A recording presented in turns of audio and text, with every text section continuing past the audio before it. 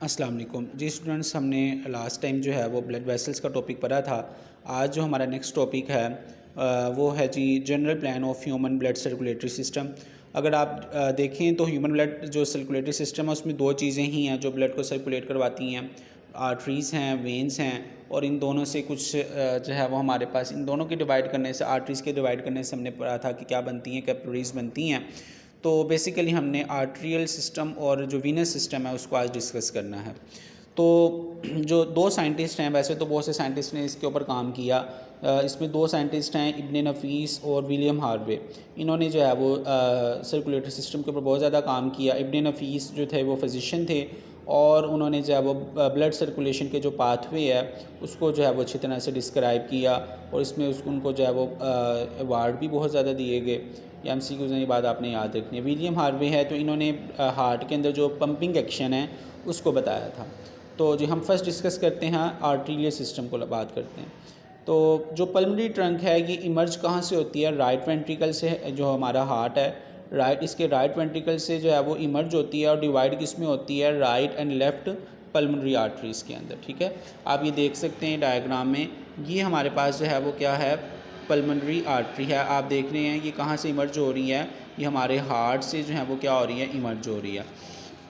अच्छा जी, और इसके बाद ब्लड कौन सा होता है? डीऑक्सीजनेटेड ब्लड होता है। Oxygenated blood leaving the left ventricle of heart is carried in a large artery aorta.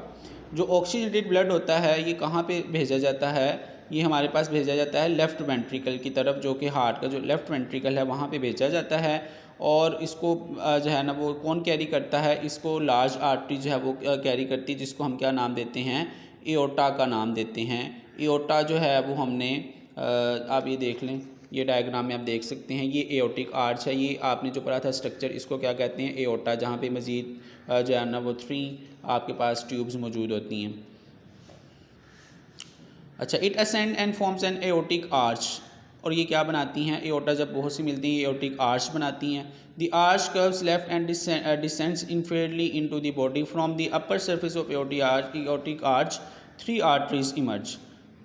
अपर जो आपके पास सरफेस है एओर्टिक आर्च से, यहाँ पे 3 आर्टरीज जो हैं वो क्या होती हैं? इमर्ज होती हैं। ठीक है, ये हमारे पास जो अपर एओर्टिक आर्च है, यहाँ से आप देख सकते हैं कि 3 आर्टरीज जो हैं वो इमर्ज हो रही हैं, 1, 2, और ये जो आपके पास ऊपर जा रही है ये कौन सी है? ये थर्ड हमारे पास आर्टरी यहाँ पे मौजूद है। ठीक है जी, उसके बाद from the upper surface of aortic arch 3 arteries emerge which supply blood to the head. और आप ये देख रहे हैं कि ये जो तीनों आर्टरीज हैं, ये एक आर्टरी ऊपर जा रही है और वो क्या कर रही है? ब्लड को सप्लाई कर रही है हेड की तरफ। An aorta passes down through thorax, it becomes dorsal aorta. और जो नीचे की तरफ जाएगी, जो हमारे पास ट्यूब है, जो वेसल है, वो क्या करेगी? डोर्सल एओर्टा बनाएगी। It gives off many branches and the important ones are listed here. तो सबसे पहले हम डिस्कस करते हैं इंटरकोस्टल आर्टरीज। इंटरकोस्टल का जब भी लफ्ज़ आपने देखना तो आपने बात याद रखनी है कि वो हमारे पास रिब्स के मसल जो होते हैं उसको इंटरकोस्टल मसल्स का नाम दिया जाता है। तो इंटरकोस्टल आर्टरीज भी वही होंगी जो रिब्स को जो है वो क्या करेंगी? ब्लड प्रोवाइड करेंगी। सीलिक आर्टरी और सुपीरियर मेजेंट्रिक आर्टरी जो हमारे पास आर्टरी है वो ब्लड सप्लाई करती है किसको? डाइजेस्टिव ट्रैक्ट, मीन जो हमारा जो है वो स्टमक है उसको जो है वो ब्लड सप्लाई करती हैं। फिर हिपैटिक आर्टरी है तो ये ब्लड को सप्लाई करती है लीवर की तरफ। ठीक है, ये आप देख रहे हैं, ये जो हिपैटिक आर्टरी है ये ब्लड को सप्लाई करेगी किसके पास? लीवर की तरफ जो है वो सप्लाई करेगी। नेक्स्ट जो है वो हमारे पास कहता है inferior to these there are a major pair of renal artery. Renal का वर्ड भी मैंने आपको बताया, जब भी आपने देखना है तो उसका मतलब क्या होता है? किडनीज। तो किडनीज की तरफ जो आपका ब्लड सप्लाई करेंगी वो रीनल आर्टरीज होंगी। फिर गुनेडल आर्टरीज हैं तो वो ब्लड को सप्लाई करेंगी हमारे गुनेड्स को, यानी जो हमारे जो है ना वो मेल के अंदर स्पर्म हैं और फीमेल के अंदर एग हैं, तो ये इनको जो है वो ब्लड सप्लाई करती हैं।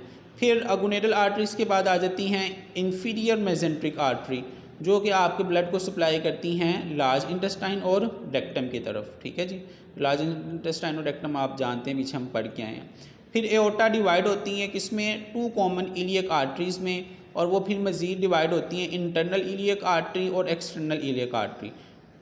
एक्सटर्नल इलियक आर्टरी जो है वो हमारे पास फीमोरल आर्टरी के पास जाती हैं और फीमोरल आर्टरी हमारी किस में जाती हैं, थाई के पास थाई के पास जाती है, जो थाई बोन है हमारी थाइज़ हैं, ये आप देख रहे हैं। इलियक आर्टरी है, मेजेंट्रिक आर्टरी है, ये आगे हमारी थाइज़ के पास जा रही हैं।